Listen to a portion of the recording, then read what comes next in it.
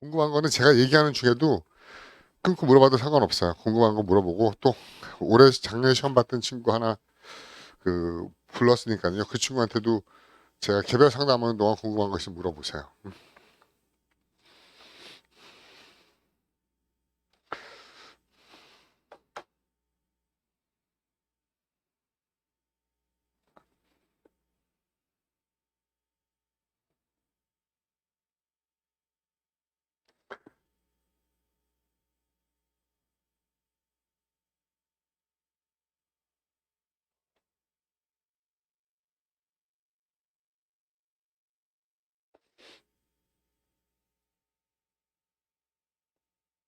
음.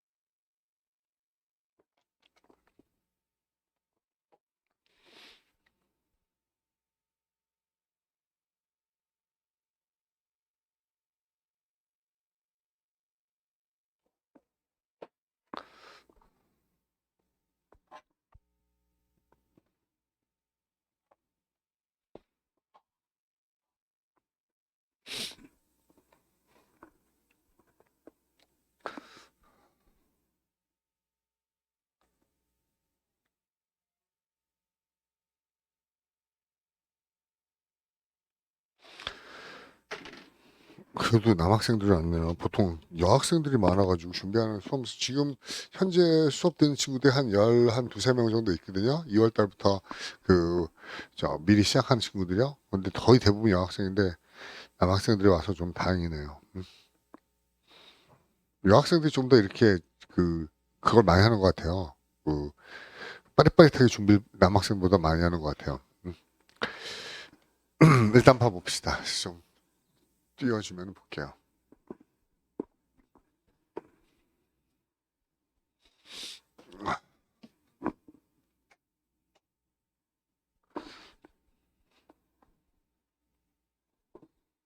네, 보세요.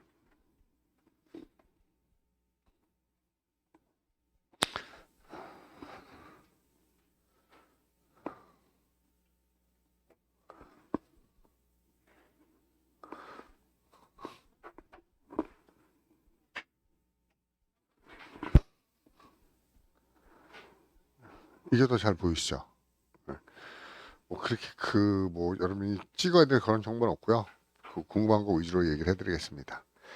일단 24학년도 영어 논술 대비 합격 매뉴얼 설명해 되어 있고요. 그렇죠?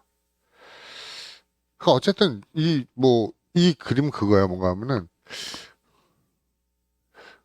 입시까지는 제가 왜 이런 얘기를 많이 하죠? 입시까지는 어떻게 보면은 그 머스트였었죠. 머스트였죠. 뭐 나 혼자 안 할 수 없고 앞에 있는 애 옆에 있는 애 하는 거죠. 근데 편입은 여러분의 바이 초이스죠. 선택이죠.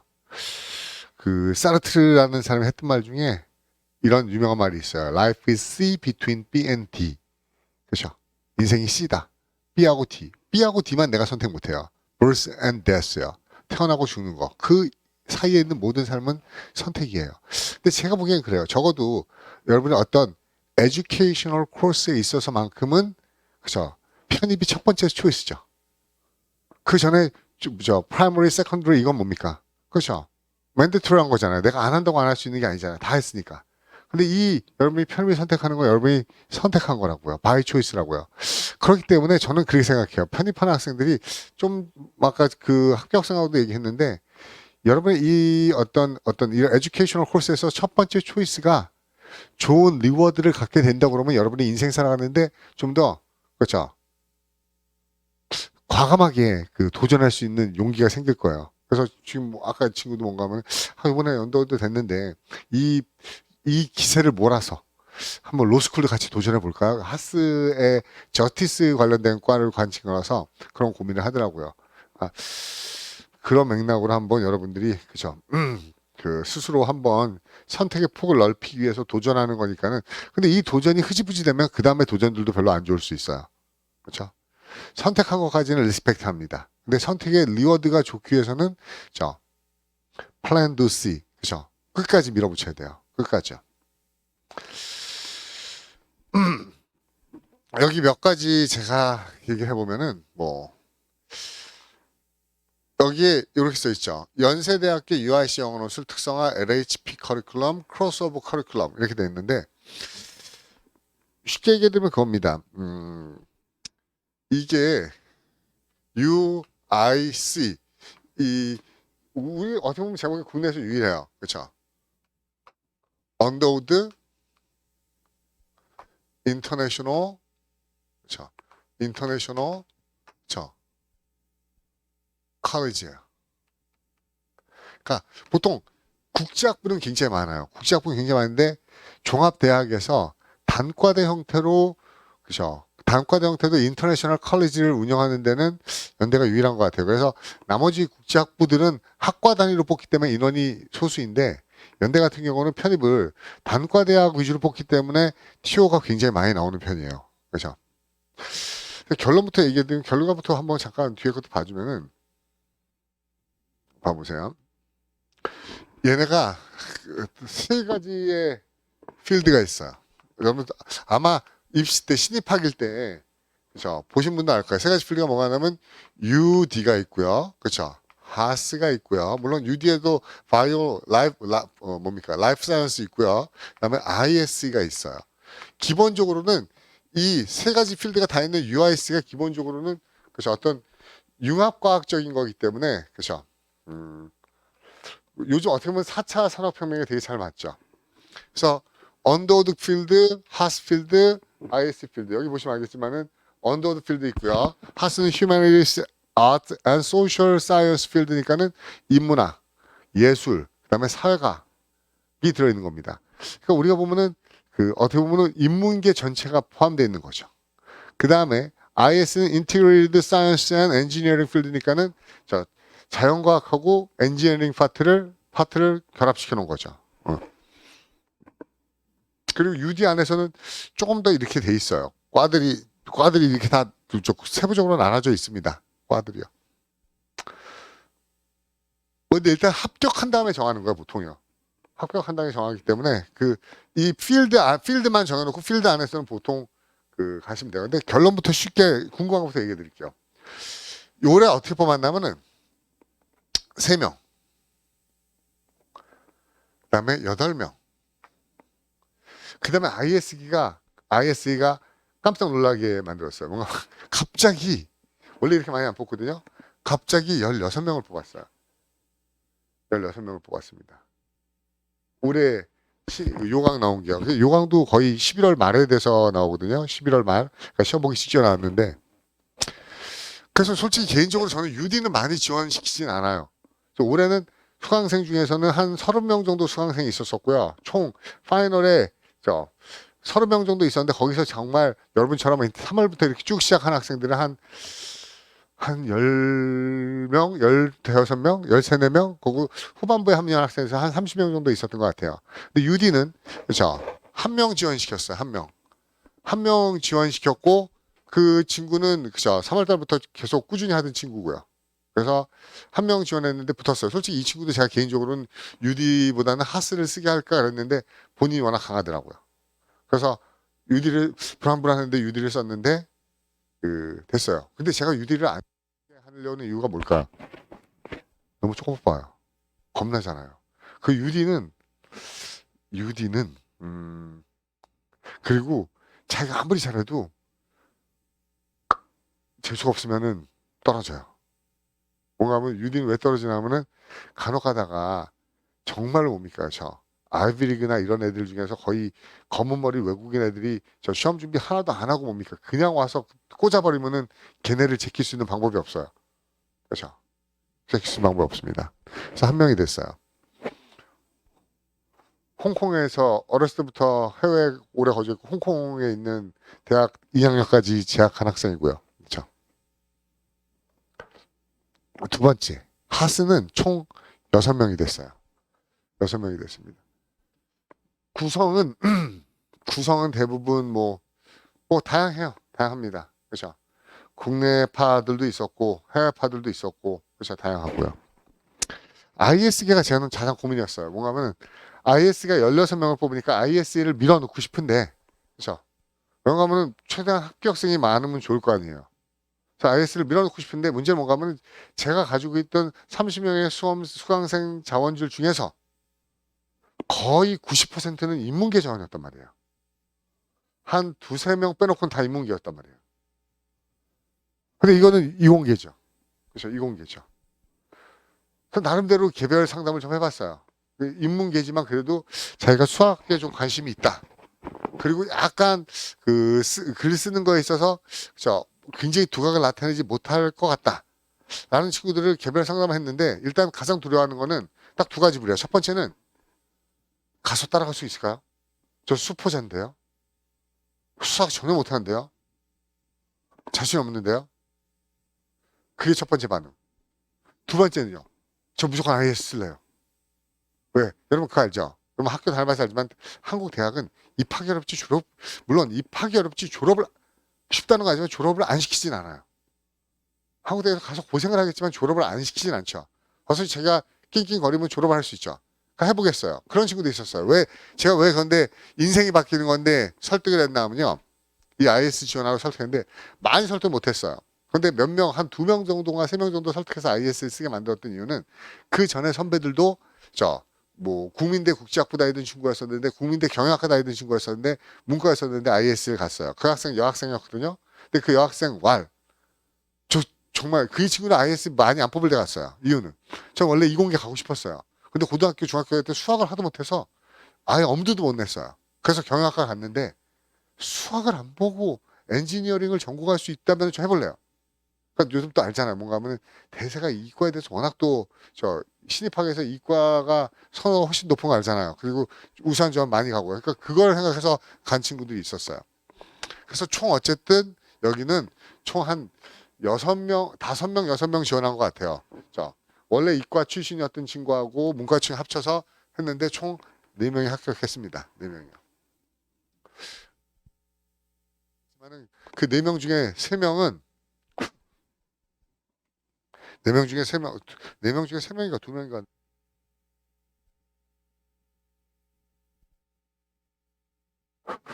하나, 둘, 셋. 하나, 둘, 셋. 네. 그 바이오 쪽으로 꼬셨죠. 바이오 컨버전스. 바이오가 어느 쪽이에요? 생물 쪽이잖아요. 생물이 그나마 수학이 덜 나오잖아요.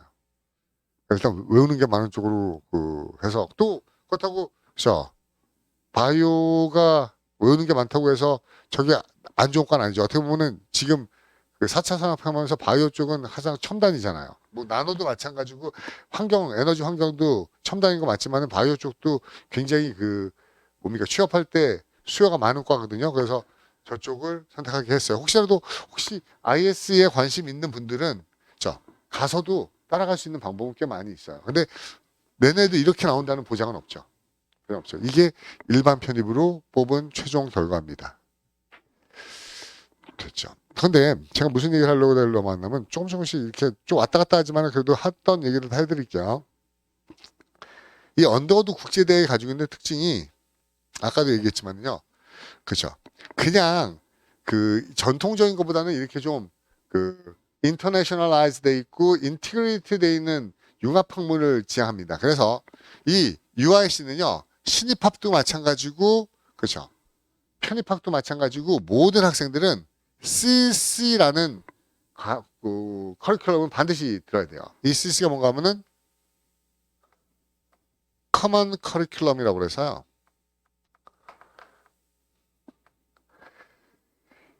우리 하면은 뭡니까? 교양 필수? 그렇죠. 그러니까 모든 세 필드가 다 이 CC를 다 수료해야 돼요. 근데 이 CC의 주요 코스가 어떻게 되냐면 LHP예요.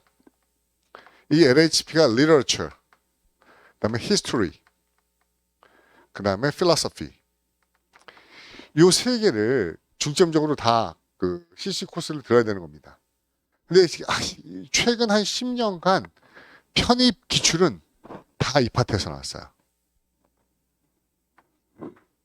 그러니까 이 파트에서 주로 시험이 나옵니다. History, Philosophy, 그 다음에 Literature, 문학 파트에서요. 그래서 저희 수업은 요 LHP의 연대 CC 교과 과정을 중심으로 물론 다 할 수는 없어요. 근데 그런 건 안 나와요. 그러니까 가장 기본적인 Western Philosophy, 그다음에 웨스턴 히스토리. 그다음에 웨스턴이 아니고 이거는 저 리터처 같은 경우는 영어로 수업한다니까는 저 English literature. 그렇죠? 영문학 위주로 합니다. 물론 유명한 뭐 러시아의 도스토옙스키 뭐 라든지 무슨 톨스토이라든지 이런 일부는 하지만 대부분 영미 문학 중심으로 수업을 해요. 그리고 거의 대부분 그쪽에서 나와요. 왜냐하면 이 CC의 교수들이 대부분 저 미국 대학 출신들이 많기 때문에 그래요. 그리고 그걸 배웠던 사람들이기 때문에 그거 위주로 공부를 합니다. 혹시 UD를 신입학에 해서 관심이 있었던 분 있어요? 언더우드에 대해서 UIC에서 언더우드 신입학 때 관심 가졌던 분 없어요?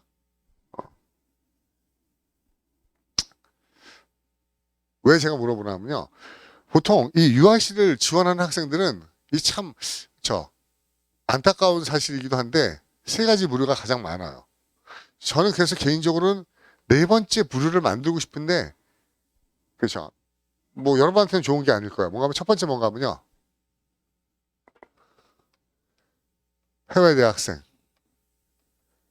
그렇죠. 특히 영어권 대학에 재학하는 학생들이요. 그렇죠. 이 학생들이 제일 한 부류고 한 부류야. 그러니까 뭐 미국에서 다니든지 아니면 영어권 홍콩에 아까 했던 홍콩에서 다니든지 아니면 뭐 필리핀에서 대학을 다니고 있는 친구라든지 이런 대학 이런 학생들이 첫 번째 부류. 두 번째는요. 국내 대학에서 현재 그죠 국제학부 다니는 친구들.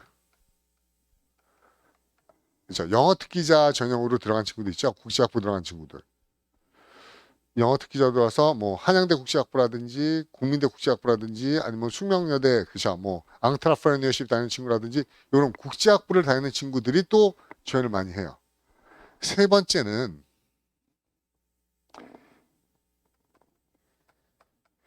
인터 경험을 가진 친구들. 그러니까는 뭐 아버지가 외교관이나 주재원으로서 초중 고등학교 과정에서 인터내셔널 스쿨을 그렇죠 영어권이 아닌 학교들인데 인터내셔널 국제 인터내셔널 스쿨을 다녔던 친구들 요 친구들 세 부류가 거의 가장 많아요. 가장 많아요. 그렇죠? 근데 저는 솔직히 개인적으로 네 번째요. 그냥 국내 재학생 그렇죠. 그리고 수능 때 공부 굉장히 빡세게 했던 대학생 이 친구들이 가능성이 되게 높거든요. 그리고 그렇게 된 학생들이 있거든요. 근데 이 학생들은 아예 여기에 도전을 잘 못해요. 겁나니까. 왜? 그런 평이 굉장해요. 언더우드는 거의 검은 머리 외국인들을 가는 데 아닌가라는 이미지가 굉장히 강해요. 근데 그렇진 않아요. 왜 그러냐면은 여러분이 보는 시험은요. 그러니까 이 친구들은 적어도 무슨 경험이 있나 하면은 그렇죠. 그렇죠. 토플이라든지 테스트 오브 잉글리시 as foreign language 토플이라든지 SAT에 대한 에세이 라이팅 경험이 있는 친구들인데 여러분 이 시험하고 편입 영어 논술 시험하고 전혀 달라요. 저 시험은 SAT는 좀 들어있지만 토플을 뭘 얘기하라고 하면 기본적으로 linguistic 그쵸 linguistic competence 언어적인 능력을 보는 거예요. 근데 얘네는 언어적 능력이 아니에요. 그러니까 뭐 타이포 있고 그래마티컬 에러 있고 이게 당당을 결정하는 게 아니고 이 파트에서 나왔을 때 얼만큼 크리에이티브하고 올거나이즈 돼 있는 에세이를 쓰는가 이게 훨씬 중요하다고요. 그러니까 이게 훨씬 더 중요해요. 이 백그라운드가요. 그리고 백그라운드 어떤 창의적으로 던져낼 수 있는 거 훨씬 더 중요하다고요. 그래서 오히려 모르겠습니다. 아닌 친구도 있지만 대부분 특히 죄송한 얘기지만은 이 친구들보다 이 친구들이 훨씬 더 백그라운드가 강한 친구들이 더 많아요. 그래서 1년 동안에 한 40회에서 50번 정도 에세이를 자기가 연습하면은요 정말 많이 바뀌어요. 그러니까 제가 수업을 잘해서 바뀌는 게 아니고 여러분 그거에 뭐 바뀌냐면은 제가 아무리 얘기를 해줘도 라이팅은 안 바뀝니다. 라이팅이 바뀌는 거예요. 많이 써보는 수준이 없어요. 신경 써가지고 귀찮죠. 일주일에 하나 쓰는 것도 솔직히 저도 알아요. 저한테 종이 주고 쓰라고 하면 정말 귀찮아요. 쓰기 싫거든. 그래서 제가 맨날 제출하는 듀 데이트를 좀 늘려주세요. 아무 의미 없어요. 늘려줘봤자 어차피 바로 직전에 쓰거든요. 급해야지. 그렇죠. 미리 조금씩 안 됩니다. 근데 그거를 1년 동안에 꾸준히 하면은 한 40회, 50회 정도 쓰면은 전혀 영어에 대해서 까막눈이 아닌 이상은 거의 웬만한 학생들은 그죠 굉장히 어떤 포맷이 잡혀 있는 그죠 그런 아카데믹 에세이를 쓸 수 있게 된다고. 그러니까 빠지지 않고 열심히 쓰는 게 굉장히 중요합니다. 그래서 저희가 LHP로 하고 있다는 게 이거고, 또 하나 여기 크로스오버 커리큘럼은 무슨 말인가 하면 제가 이런 얘기를 해드리려고 그러는 거예요. 뭔가 하면 처음에는 나왔으니까 조금 하나 더 얘기해드리면은 입시에서는요, UD하고 하스 IS가 있을 때 선호도가 분명해요. 어디가 선호가 있어요? UD 필드가 좀 더 선호도가 있어요. 신입학에서는. 그리고 하스 아니면 IS로 가요. 근데 이거 여러분 잘 몰라서 그런데 실제로 신입학에서 제가 알고 있는 정보로는요, UD가 높아요? 하스나 IS가 높아요? 어디가 높아요? 여기 훨씬 높아요. 근데 여기가 선호가 훨씬 높아요. 이유는 뭔가 하면은 이 하스하고 IS는 이 약간 그런 마인드예요. 뭔가 하면 하스하고 IS는 수능 최저가 있는 과들이에요. 얘네는 영어 말고도 수능 최저가 있어요. 물론 그 뭡니까? 영어 면접도 보고 심층 면접도 하지만은 수능 최저가 없으면 안 돼요. 그러니까 국내에서 어느 정도 상위권, 신입학에서 상위권 수능을 준비한 친구들 아니면 여기 못 가요. 근데 얘는 수능 최저가 없어요. 신입학에서 수능 최저가 없다는 얘기 무슨 얘기예요?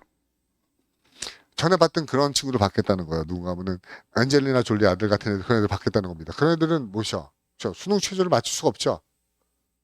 그런데 왜 UD가 선호가 높을까요? 선호가 높은 이유는 하나 있어요. 딱 하나. 뭔가 하면은 얘는 신촌 베이스예요. 얘하고 얘는 송도 베이스예요. 기숙사에서요. 그렇죠. 얘는 기숙사 생활해요. 송도에서요. 근데 그건 여러분하고는 아무 관계 없어요. 이유는 그건 1학년하고 2학년일 때만이에요. 3학년부터는 그런 게 뭡니까? 그렇죠. 의무적인 사항이 아니에요. 그래서 작년에 하스 같은 친구는 어때요? 작년에 하스 같은 친구인데 그 친구는 어디 갔었나 하면은 제가 알기로는 그렇죠. CDM 갔을 거예요. CDM인가 CTM인가 이 둘 중에 하나 간 친구인데 그 친구는 자기가 자취를 신촌에서 했어요. 뭔가 하면 신촌의 수업이 자기가 더 들을 게 많기 때문에. 그런데 전반적으로는 학생들이 송도에서 자취를 많이 해요. 물론 기숙사도 많이 쓰고요. 네, 이번에도 처음에는 기숙사를 많이 가요. 싸니까요. 물론 뭐 싸다고 해서 아주 싼 건 아니지만 그래도 혼자 자취하는 것보다 싸니까. 통학하는 거 좀 귀찮으니까. 근데 커피가 있거든요. 커피요. 제가 알기로는 통금에 있어서 친구 만나다가 막 그죠. 몇 시 되면 다 같이 기숙사까지 뛰어들어가고 그런 귀찮은 친구들은 하숙을 많이 하는데 실질적으로는 이 친구들도 여기 와서 수업을 3학년부터는 되게 많이 들어요. 이유는 뭔가 하면은 이거는 약간 그 오프 더 레코드긴 하지만은 이 신촌에 있는 UD는 그죠. 대부분 뭡니까? 전임 뭐라고 그래야 되죠?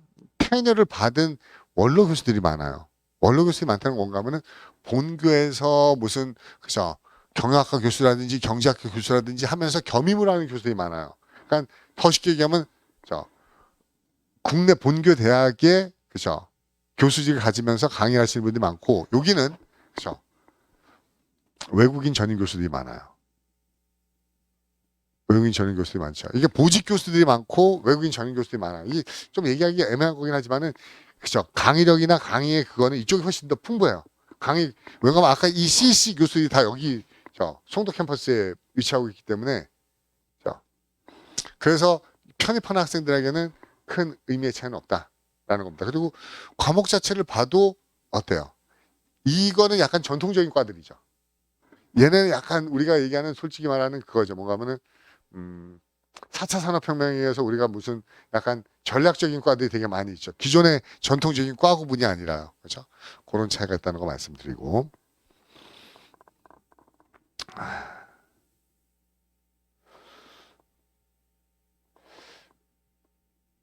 아까 크로스오버라는 그 개념은 보통 우리가 처음에는 뭐 이렇게 얘기를 하고 있지만 실질적으로는 뭐 문장 구성 연습하고 브레인스토밍 연습하고 배경 지식 다시고 실전 대비하고 솔직히 이렇게는 수업을 안 해요.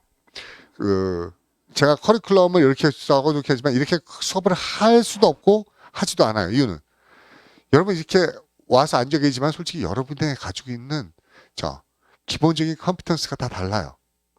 그래서 제가 전에부터 이제 문장 정리해 봅시다. 문장 주어 동사에서 어떤 코어런트한 문장 구성해야 돼요. 여러분 이래가지고는 수업 못합니다. 무슨 말인지 알죠? 뭔가 하면은 심지어는 수험생이 한국말이 영어보다 서툰 학생들도 많은데 무슨 문장 구성하는 거 수업 못한다고요. 그래서 그냥 그죠 주제별로 계속 나갑니다. 그러면서 아마 그번 개별적인 거는 개별적인 첨삭으로 이루어져요. 여기 나와 있지만은 주 1회씩 개별 첨삭을 합니다. 그죠? 시간은 한 15분, 20분 정도 걸릴 거예요.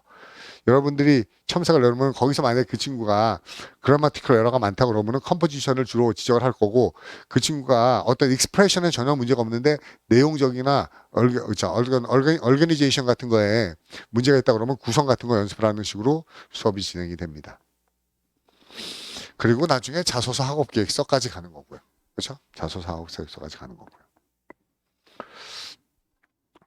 그리고 요번에 아까도 말씀드렸지만 합격한 학생들 대부분은 거의 10개월 이상 성실하게 에세이 안 빠지고 쓴 학생들이 거의 대부분 붙었어요. 거의 대부분 붙었습니다.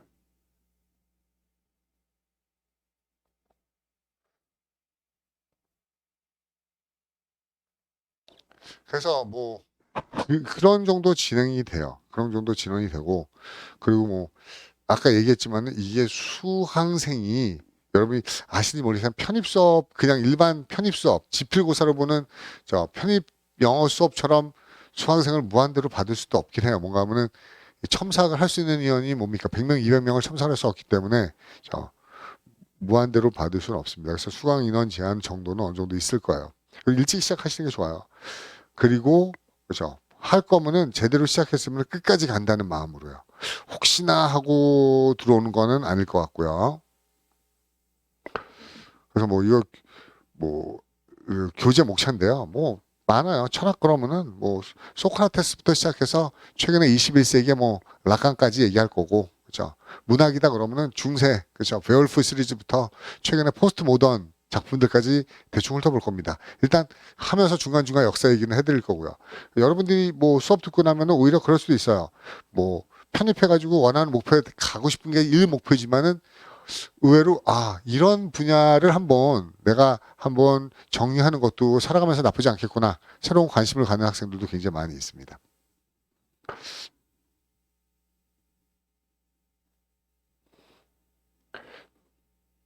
좀 겁이 나긴 할 텐데 올해 뭐 그 전년도 마찬가지지만 올해 같은 경우는 어떻게 나왔나 하면은 제시문 2개예요. 제시문 2개라고 그러면 A4 반 페이지 좀 넘는 지문이 2개 정도 나오고요. 거기에 대해서 디렉션이 2개가 나와요. 2개 정도 쓰라고요. 근데 올해 같은 경우도 그죠. 솔직히 저는 개인적으로 그래요. 100% 적중이라고 얘기를 할 수도 있는데 100% 적중이 의미가 없거든요. 왜 의미가 없냐면은 우리 정말 많이 봐요 생각보다. 올해는 뭐가 있냐면 첫 번째 지문이요. 자크 라캉의 타자 이론을 중심으로 거울 단계 이론을 문제를 냈어요. 자크 라캉의 그 타자 이론을 거울 단계에 비유해서 문제를 냈는데 그 지문 제시문에는 라캉이라는 이름은 나오지 않고 그 내용만 가지고 나와 있어요. 그리고 제시문 2에는 우리 유명한 사람이죠. 에드워드 사이드. 우리 포스트 모던 얘기할 때, 포스트 구조주의 얘기할 때 하는 에드워드 사이드의 오리엔탈리즘에 관해서 얘기하는 거예요. 그 2개 지문을 주고 이 2 지문의 관련성을 관계에서 에세이를 한번 포괄적으로 써보라는 것. 그리고 2번째 문제는 이것과 관련해서 여러분들이 살아가면서 구체적인 예시를 문학이나 영화나 이런 데서 한번 들어보라는 것. 그렇죠. 이런 식으로 문제가 나왔다고. 근데 이거 수업 시간에 다 했던 거예요. 둘 다. 둘 다 했던 겁니다. 그렇죠. 이 문학 작품도 우리가 워낙 많이 봤기 때문에 그죠. 우리가 하트 오브 다크니스라든지 패스 투 인디아라든지 굉장히 많이 했던 지문들이고요.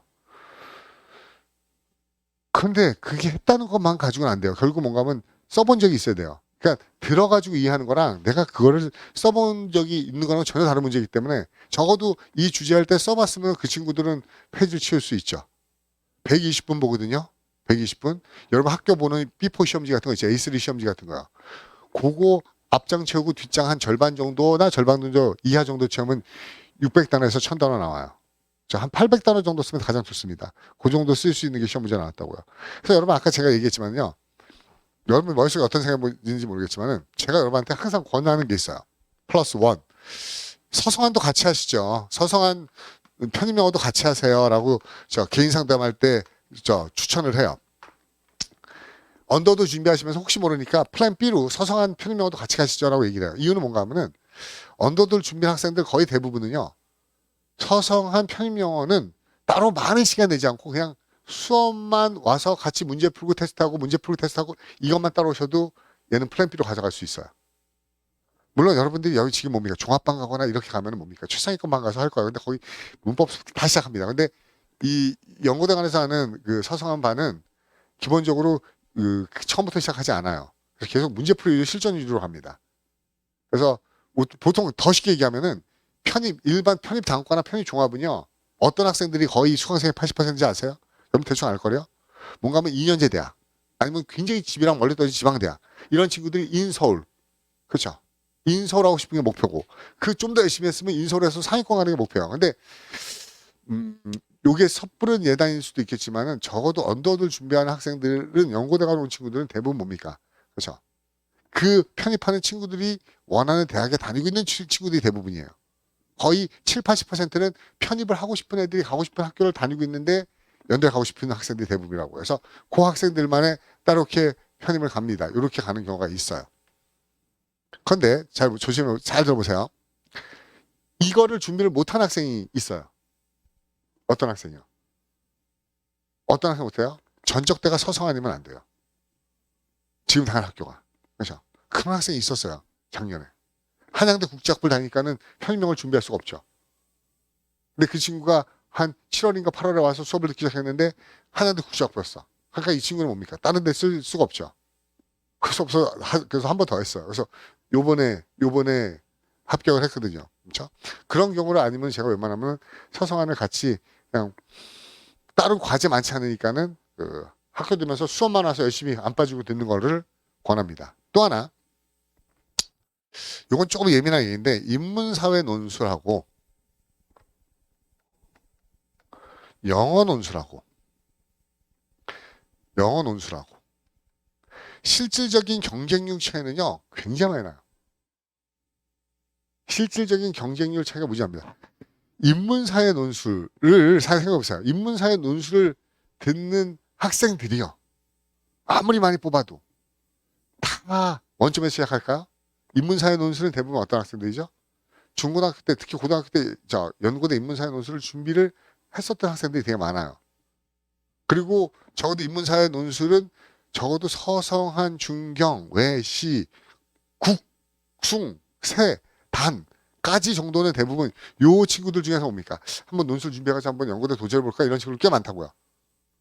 그렇기 때문에 자기가 다니고 있는 학교가 뭐야? 저 동국대 다니는데요? 그거 가지고 여기서는 별로 이렇게 물론 전적대를 본다고 공식적으로 얘기하지 않지만 똑같은 입장이라면 학교에서 어때요? 전적대가 좀 좋은 학교 친구를 뽑으려고 그러겠죠. 그게 비해서 영어 논술은 그러한 그 부담은 없어요. 그리고 실질 경쟁도 훨씬 낮아요. 실질 경쟁률도 낮다고 했더니 어느 학생이 그러는 거예요. 선생님 작년에 보니까는 10대를 넘던데요? 뻥이에요. 10대를 넘는 거 뻥입니다. 실제로는요. 아까 얘기했잖아요. 합격률 되게 높잖아요. 왜 높을 것 같아요? 허수예요. 무슨 말인가 하면 아까도 얘기했지만 여러분이 만약에 저하고 이렇게 만나서 수업을 시작하지 않게 됐더라도요. 어떤 게 있냐면요. 혹시 연대 자기가 요 경험이 있어. 토플이나 SAT를 가지고 영작을 해보고 에세이를 옛날에 인터내셔널 스쿨 다닐 때 써본 적이 있어. 그런 친구라고 마음이 어때요? 혹시 연대 언더우드 한번 영어 논술 시험 혹시 모르니까 한번 봐볼까? 라는 생각이 가지고 있다가 어때요? 시험이 날 때 어때요? 일단 원서 넣어본다고요. 에세이 써본 적이 있으니까. 그리고 어떻게 되죠? 아까 얘기했죠. 문제 저 따위로 나와요. 그럼 어떻게 해요? 내가 영어를 할 수 있는 거랑은 전혀 쓸 수 있는 게 없어요. 뭔 소리인지 알 수 없다고요. 그렇기 때문에 그런 허수가 굉장히 많아요. 그래서 수강생들의 합격률이 높을 수밖에 없는 겁니다. 진짜로 그런 친구 있어요. 수업 안 들어도요. 정말 잘하는 친구 있어요. 옛날 어떤 친구 있었냐면은 에모리 대학에서 뭡니까? 필로소피가 전공이에요.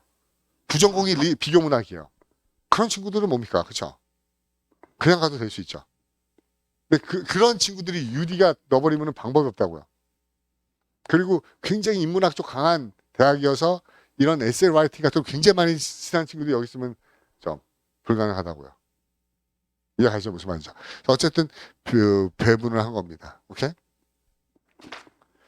그래서 인문사회 논술하고 병행하는 건 권하지 않습니다. 뭔가 하면 편입은 대부분 제가 알기로는 여러분 중에 어떤 부류가 있는지 제가 아직 잘 모르죠. 분류를 안 해봤으니까. 근데 학사가 드물어요. 들은 굉장히 유리해요. 학사를 가지고 있으면 유리한데 UD는 학사를 준비하는 학생들이 대부분 드뭅니다. 자, 해외에서 2년 다니고 오든지 국내 대학 재학 중이든지 대부분 여학생 학생이기 때문에 학사가 아니라 그러면 살려면 어때요? 그렇죠? 인문사회 논술까지 펼치지 않는 게 좋아요. 자기가 유리한 걸 하는 게 훨씬 더 낫습니다. 아까 제가 적중 문제를 맞히는 게 중요하지 않다고 얘기하는 게 무슨 말이냐면 적중 문제 중요하지 않아요. 올해도 똑같이 나왔지만 중요하죠. 저는 오히려 적중이 아니었을 때가 더 좋아요. 왜요? 적중이 나오면 무슨 딜레마에 빠지냐면요. 수업을 들었던 학생들이요. 비슷하겠어요. 비슷하겠습니다. 그렇죠? 왜, 우리 교재에서 에드워드 사이드 했는데, 락강 얘기했는데, 수업 시간에 들었는데, 그러면 쓰는 패턴이 굉장히 비슷해져요. 근데 차라리 적중이 아니면 어떻게 나와도 쓸 수 있어야 돼요. 어떻게 나와도, 그러니까 연대 영어 논술이나 인문사회 논술하고 달라요. 오픈 퀘스천이에요. 정답이 없는 거예요. 정답이 없습니다. 그 전년도 문제는 어떻게 나오냐면 이렇게 나와요. 동양에 용이 있었다. 용왕의 딸이, 그렇죠? 한번 기준을 해봐야지. 용왕의 딸이, 그렇죠? 사람하고 결혼해서 걔가 왕국 옛날 이야기 하나 나오고, 그쵸. 두 번째 거는, 그쵸. 뭐 나와요. 그쵸. 서양에 용이 있었는데, 어렸을 때 이무기 살려줬더니 그 뱀이 용이 돼가지고, 어때요? 그 사람들을 괴롭히길래 살려줬던 기사가 돌아와서 용을 죽이고, 그쵸. 왕국을 구해서 왕이 됐다. 뭐 이런 두 개 얘기 나오고, 이거를 비교하래요. 정답이 있어요? 없죠. 없어도 그거 가지고 쓸 수 있어야 돼요. 어떤 친구는 어떤 용이라는 그 주제를 가지고 옵니까? 동양의 용의 개념과 서양의 용의 개념을 가지고 옵니까? 우리가 얘기하는 그 고전 문학에 나오는 중세 문학에 나오는 베올프에 나오는 드래곤과 연결시키고 동양의 영과 연결시켜서 비교 문학적으로 비교한 친구가 있고 어떤 학생은 정신 분석학이나 심리학적으로 인간의 아키타입 우리 융이 얘기했던 인간의 그걸 뭐라고 원형이라고 원형 전혀 교류하지 않은 두 민족들이 어떻게 용이라는 실제로 존재하지 않는 가상의 그쵸? 원형을 창출했을까? 인간의 집단적인 무의식이라는 게 존재하지 않는 것을 심리학적으로 분석하는 친구도 있고요. 그렇죠? 아니면 상징 기법으로 문학적으로 기법, 그러니까 다양하게 할 수 있어요. 그런 식의 그렇죠? 여러분이 접하지 않은 문제를 했을 때 조금 더 다양한 답이 나오면서 읽는 사람이 설득적이네, 새로운데 창의적인데 그럼 끝나는 겁니다. 그러면 끝나요. 나머지 거 다 필요 없어요. 다 필요 없습니다.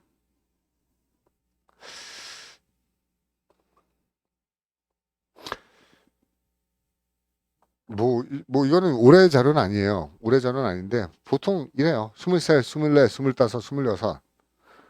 뭐, 26, 23, 26, 23. 군대 갔다 온 친구들은 한 24, 5 되고, 여학생들은 이렇게 돼 있고요. 연대가 옛날보다 좋아진 게 뭔가 하면요. 이제 그걸 안 봐요. 1차 시험이 합격할 때까지 서류 안 내요. 무슨 말이냐? 블라인드예요. 블라인드예요.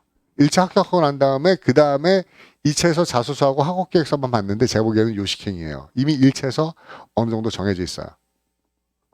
학업 계획서를 잘 쓴다고 떨어지는 학생이 붙지 않습니다. 물론 그건 있죠. 학업 계획서를 정말 이상했으면 붙을 학생이 떨어질 수도 있겠죠. 근데 학업 계획서를 잘 썼다고 해서 뭡니까? 얘는 에세이 거지 같지만 학업 계획서나 이런 걸 잘 썼으니까 붙여줘야지. 이런 경우는 절대 없어요. 절대 없습니다. 왜요? 당연히 여러분이 입학 담당자라고 생각해보세요. 학업 계획서를 인크라스 라랭이 아닌데 지가 쓴 건지 어디에서 뭡니까? 엄청 뭔 돈 주고 뭡니까? 첨삭하고 다 누가 대필 작가가 쏜 건지 알 수 없잖아요. 그렇기 때문에 결국은 얘네가 당락을 결정하는 거는 뭐예요? 인크라스 라랭이었던 지필고사는 에세이에서 결정이 나는 겁니다. 이해가시죠? 또 세부적으로 해드릴 얘기도 여러 가지 있는데 보통 이렇게 붙었다는 거 정도 얘기해드리고 그렇죠. 또 궁금한 거는 제가 한번 질문을 좀 받을게요. 질문을 받아서 궁금한 거 있으면 한 몇 개 정도 질문 받고 시작하기 전에 공통적으로 그렇죠. 프라이빗한 거 말고 개인적인 거 말고 개인적인 거는 따로 해드릴 테니까는 공통적인 거 말고 궁금한 거 있으면 물어보세요. 이름 뭐죠? 오지영이요? 질문 있어요? 혹시 물어볼 거? 그래요? 이름? 질문.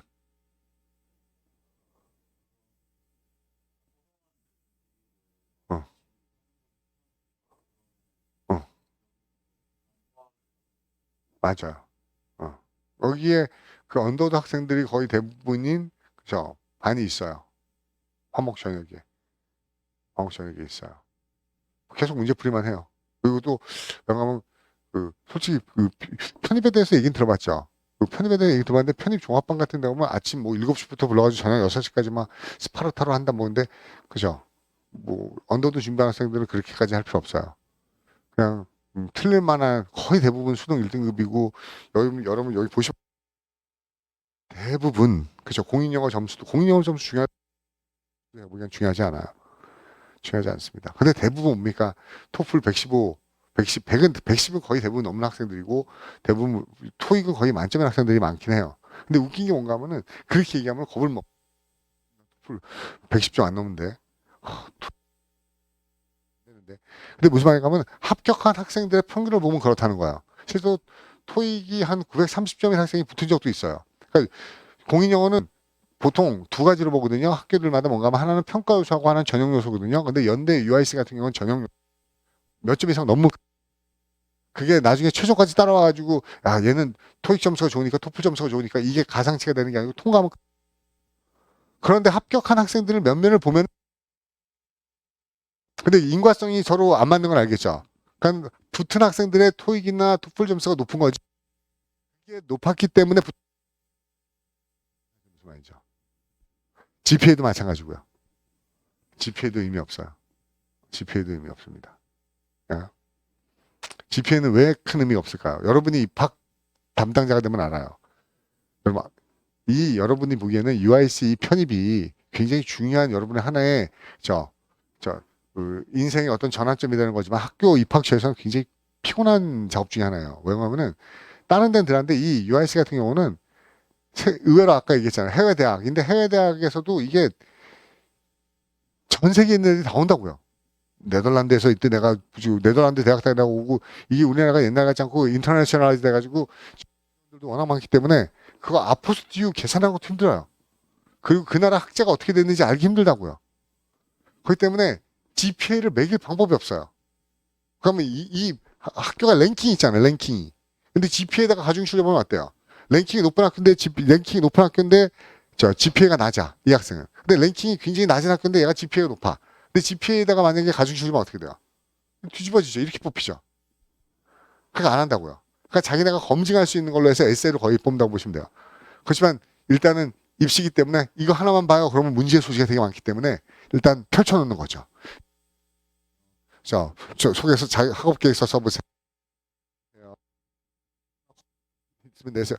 솔직히 대학생 중에 엑스트라 커리큘럼가 있습니까?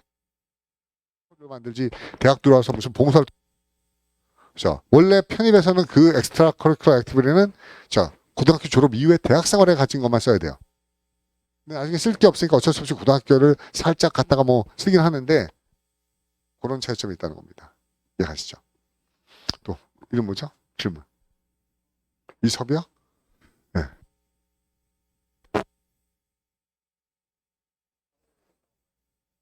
아,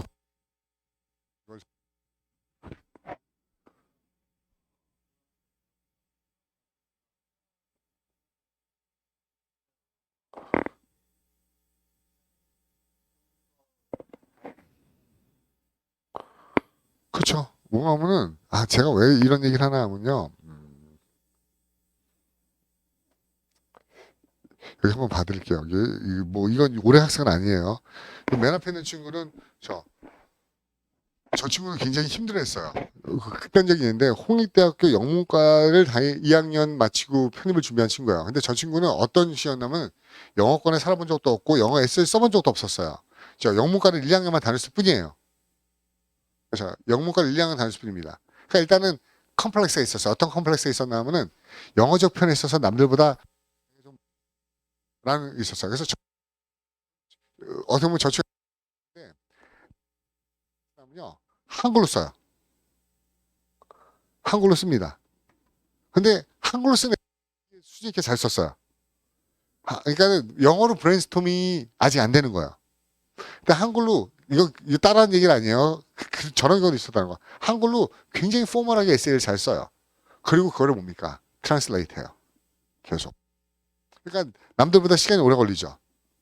시간이 오래 걸리죠. 그리고 이게 트랜슬레이트 할 때 이걸 직역하면 어때요? 한국어에서 굉장히 포멀한 거를 영어로 피규러티브하게 그대로 직역해버리면 이거 말 안 된다고요. 그러니까 이거를 메이크 센스 되게 영어로 옮기는 연습을 굉장히 많이 했어요. 근데 나중엔 그죠. 그 친구는 그 대신 뭔가 하면 이 인문학적 배경이 되게 강했었어요. 그러니까 그걸 연습하면서 붙더라고요. 그래서 아 이렇게도 붙을 수가 있구나. 그렇죠. 오히려 이 친구는 이제 인문학적인 배경에 대해서 되게 관심이 많았으니까는 좀 더 그런 게 가능할 수도 있다는 겁니다. 질문한 게 정확히 뭐였었죠, 금방? 예, 예,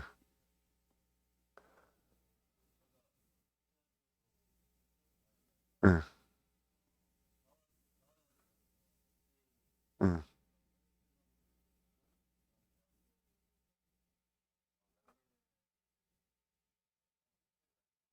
예,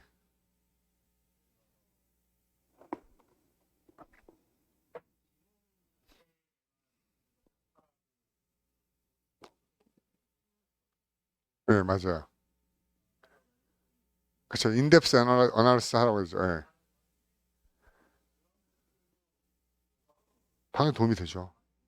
많이 도움이 되죠. 그거 원하는 거예요, 얘네가 물어보는 게. 인문사회 논술은요, 주어진 지문에서 찾으라는 내용을 찾아서 옮기는 거고, 자, 영어 논술은요, 정말 뜬구름 잡게 주는 것도 있어요. 정말 뜬구름 잡게 주는데 그거를 뭡니까? 나의 뭡니까? 어떤 인사이트나 나의 크리에이티비티나 이걸 가지고 잘 오거나이즈해서 퍼스이스하게 써야 되는 거야. 로직이라든지 백그라운드든지 이런 거 가지고요. 이해가죠. 근데 제가 아까 왜 여기서 국내 대학 학생도 유리하다고 얘기했었나 하면은 그런 거야. 뭔가면은 이게 모르겠어요. 여러분 배경을 모르기 때문에 모르겠는데 해외 대학 출신 학생 중에 아닌 학생도 있지만 많은 학생들이 이게 뭔가 하면은 좀 이렇게 보링 스쿨에서 하는 인덱스 코스를 듣지 않고 그냥 유학 가서 들으면 우리나라 학생들 보통 어디 많이 갑니까? 유학하러요. 약간 좀 그 실용적인 걸 많이 가요. 실용적인 과들을 많이 간다고요. 비즈니스라든지 이런 걸 중요 많이 하고 자기 개발이나 이쪽을 많이 한다고요. 근데 해외에서 되게 오래 살았는데 아무도 몰라요. 칼 마르크스라는 사람이 태어나서 머리 털라고 처음 들어봤다고 얘기하고 이런 친구들이 굉장히 많더라고요. 적어도 여러분 한국 그 커리큘럼 알지만 한국 커리큘럼은 피상적이긴 하지만은 정말 이것저것 많이 가르치긴 하거든요. 그렇죠? 철학도 그렇고 사회도 그렇고 정치도 그렇고 되게 많이 가르치는데 오히려 해외 대학에 있는 친구들이 자기 전공에 뭐 비즈니스 전공했다 그거 말고는 전혀 나머지는 문학 작품도 한 번도 책을 읽어본 적이 없어요. 그렇죠? 이런 친구들이 많아서 그런 친구들보다는 그렇죠? 국내 대학 학생들께 유리할 수 있다는 얘기를 한 겁니다. 그리고 그 부족한 학생들은 수업 시간에 거의 대부분 메이크업을 해야 되고요. 이해가시죠? 또 질문 아무거나. 음. 서성화를 따로 준비하는 반이 여기가 우리가 수요일 날 6시 반에 수업이 있고 서성화는 화목에 6시부터 9시 반까지 고학생들 대상으로 따로 개설을 해요. 아, 물론 그것도 있죠. 연고대 준비한 학생들 중에서 연고대 준비한 학생들 위주로 그 서성화를 집어넣는 거 플랜 B로요. 1년 동안 공부했는데 논술인데 만약에 하나도 다 떨어졌어요. 이러면 솔직히 말해서 아까 많이 붙었다고 하지만 보세요. 그게 몇 명이에요. 그래봤자 11명이라고요. 그럼 나머지 20명은 다 떨어졌잖아요. 거의 다 붙어요. 이유는요. 서성한 중경, 이 안에는 거의 다 붙어요. 적어도 영어, 인문사회 논술은 모르겠지만은 영어 논술 준비하는 친구들은 편입영어에서는 상위권 대학에 거의 대부분 붙습니다. 오늘 오는 친구는 총 10개 붙었어요. 만약 이 친구가 떨어졌다 그러면은 골라가는 거죠. 10개 붙었다니 연대 밑으로 9개 더 붙었어요. 근데 쓰기 전까지 불안해가지고 혹시 모르니까 내렸었는데 제가 그냥 요까지만 써. 근데 혹시 모르니까요 라고 했는데 다 썼는데 다 붙었다고. 근데 만약 안 되면은 논술이 안 되는 경우에는 뭡니까? 사성한 중경 밑으로 갈 수 있는 거죠. 이해가죠. 무슨 말이죠. 물론 여러분 여학생이 없어 그렇지만 여학생은 또 유리한 게 하나 있어요. 여학생 같은 경우는 연대 말고도 어디가 있냐면 이대 스크랜튼이 영어 논술하고 그 편입영어를 동시에 보기 때문에 그러면 되게 유리하죠. 스크랜튼 같은 경우는. 오케이? 예, 주 2회 해요. 사성한 수업. 그리고 영어 논술은 주 1회고요. 그리고 에세이 쓰셔야 되고요. 근데 아마 사성한 수업은 수업 시간에 거의 대부분 다 커버해요. 따로 뭐 과제나 이런 것들은 거의 안 하고 수업 시간에 거의 커버하는 것만 따라오셔도 대부분 돼요. 난이도가 있기 때문에요. 오케이? 또 질문이요.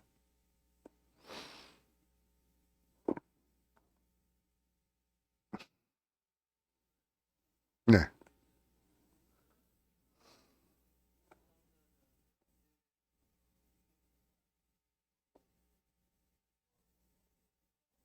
그 수업하면서 얘기하죠, 그거는. 수업하면서 얘기를 하죠. 근데 하나만 얘기를 해드릴게요. 되게 중요한 얘기이긴 하죠. 여러분의 입장 바꿔 생각해 보세요. 그렇죠? 얘네 10대 1, 20대 1 막 이렇게 올라가는 시험이에요. 채점 교수가. 이 연대는 똑같이 하나의 주제로 문제 나와요. 채점하려고 읽었어요. 그럼 어떨 것 같아요? 읽으면서 우와 잘 썼는데 이거 너무 잘 썼는데 이럴 것 같아요? 머리 쥐납니다. 솔직히. 저는 여러분 거 읽지만은요. 실제로 채점 교수 어때요? 딱 앞에 인트로 보고 어때요? 또 뻔한 얘기네. 솔직히 100개 읽으면 100개 중에 90개 다 똑같은 식으로 쓰고 앉아 있다고요. 끝까지 읽을 것 같아요? 앞부분 읽어보면 알아요. 얘는 아니겠다. 제끼죠. 이게 가요 무슨 말이죠?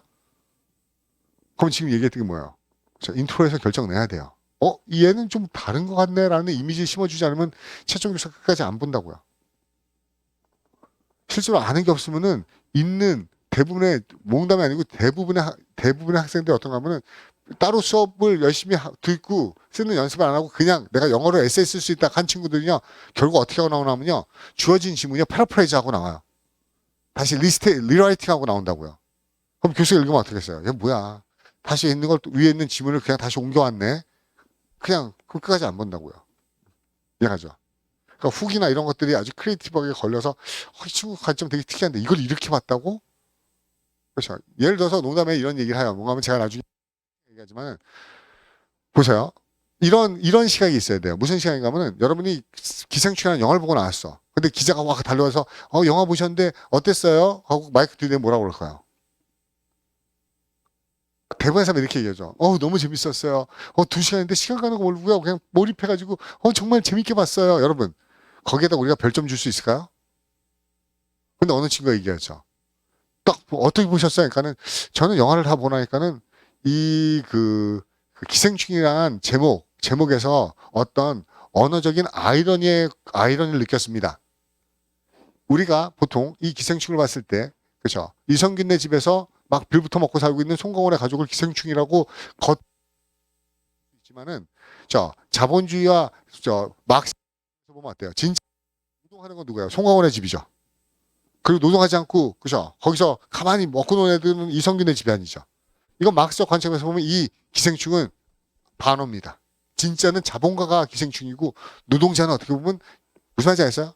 똑같이 얘기했는데 이거는 감독이 그런 의도를 했는지 안 했는지 상관없어요. 내가 그걸 어떻게 크리에이티브하게 해석해서 그럴 수 있겠나라고 그쵸 채점하는 교수를 고개를 끄덕이게 하면 끝나는 거라고요. 이해갑니까 무슨 말인지요?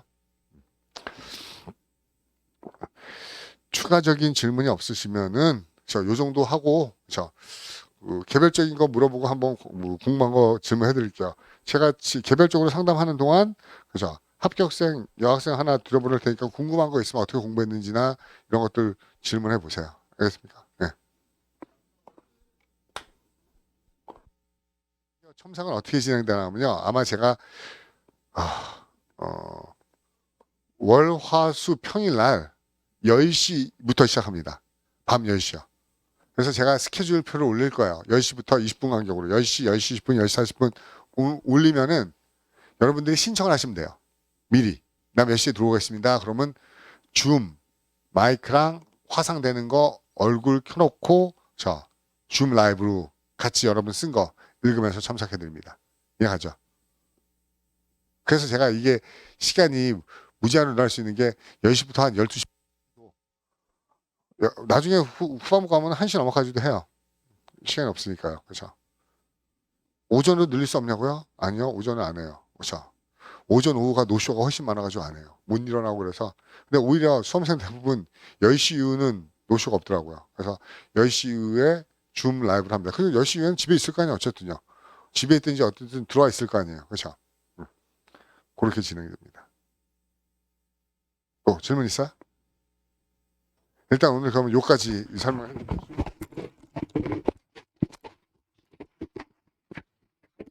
오시기 전에 친구한테 이것저것 궁금한 거 물어보세요. 어떻게 진행이 되고 이 친구는 서성한도 같이 준비해 주시면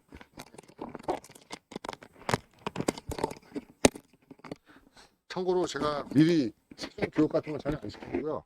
이 친구는 사전 교육시간이다.